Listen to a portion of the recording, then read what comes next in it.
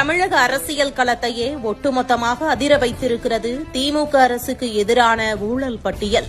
உள்கட்டமைப்பு தொடங்கி பச்சிளம் குழந்தைகள் சாப்பிடும் சத்துணவு முட்டை வரை நிறைந்திருக்கும் இந்த கமிஷன் நெட்வொர்க் திமுக ஆட்சி நிர்வாகத்தின் உச்சகட்ட சீர்கேட்டை அம்பலப்படுத்தியிருக்கிறது. அதிகார வர்க்கமும் ஆளும் கட்சி புள்ளிகளும் கூட்டு சேர்ந்து மக்கள் வரிப்பணத்தை கோடிக்கணக்கில் சூறையாடியிருப்பது எப்படி என்ற தகவல் வெளியாகி வருகிறது. சாலைகளே போடாமல் சாலை போட்டதாக பில் பாஸ் செய்து மக்கள் கண்ணில் மண்ணை தூவி கோடிகளை சுருட்டிய விவகாரம் இப்போது பூதாகரமாக வெடித்திருக்கும் நிலையில் அடுத்த அதிர்ச்சியாக ஒவ்வொரு ஆண்டு மழைக்கால வெள்ளத்தடுப்பு, தூர்வாறுதல், புதிய மழைநீர் கால்வாய் அமைத்தல் என்ற பெயரில் ஆயிரக்கணக்கான கோடிகள் நிதி ஒதுக்கப்பட்டும் ஒரு அரை மணி நேர சாதாரண மழைக்கே ஒட்டுமொத்த தலைநகரமும் முக்கிய நகரங்களும் மிதக்கும் அவல நிலை நீடிக்கிறது. கான்ட்ராக்டுகளில் கைமாறிய அசுரத்தனமான கமிஷன்களால் தான் மக்கள் பணம் வெள்ளத்தில் அடித்துச் செல்லப்பட்டிருக்கிறது என்ற குற்றச்சாட்டு வலுத்திருக்கிறது.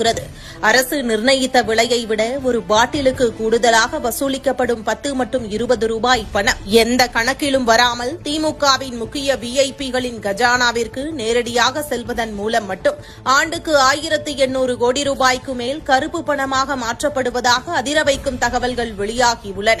இது மட்டுமின்றி மின்துறையை உலுக்கியிருக்கும் மிகப்பெரிய ஊழலாக சந்தை நிலவரத்தை விட பல மடங்கு கூடுதல் விலைக்கு குறிப்பிட்ட சில தனியார் நிறுவனங்களுக்கு மட்டும் சாதகமாக டெண்டர்கள் கொடுக்கப்பட்டு மின்கம்பிகள் கொள்முதல் செய்யப்பட்டதில் திமுக அரசு பொதுப்பணத்தில் சுமார் பல ஆயிரம் கோடி இழப்பு ஏற்படுத்தியிருப்பது தணிக்கை அறிக்கையிலேயே அம்பலமாகி மின்சார வாரிய வட்டாரங்களை அதிர வைத்துள்ளது. எல்லாவற்றையும் விட கொடூரமாக ஏழை எளிய அரசு பள்ளி மாணவர்களின் ஊட்டச்சத்திற்காக வழங்கப்படும் சத்துணவு முட்டைகளில் கூட எடையை குறைப்பது, அழுகிய முட்டைகளை விநியோகிப்பது மற்றும் கொள்முதல் விலையை செயற்கையாக உயர்த்தி கான்ட்ராக்டர்களிடம் பெருந்தொகையை கமிஷனாக பெறுவது என பிஞ்சு குழந்தைகளின் உணவிலும் கை வைத்திருக்கிறது இந்த திமுக நெட்வொர்க்.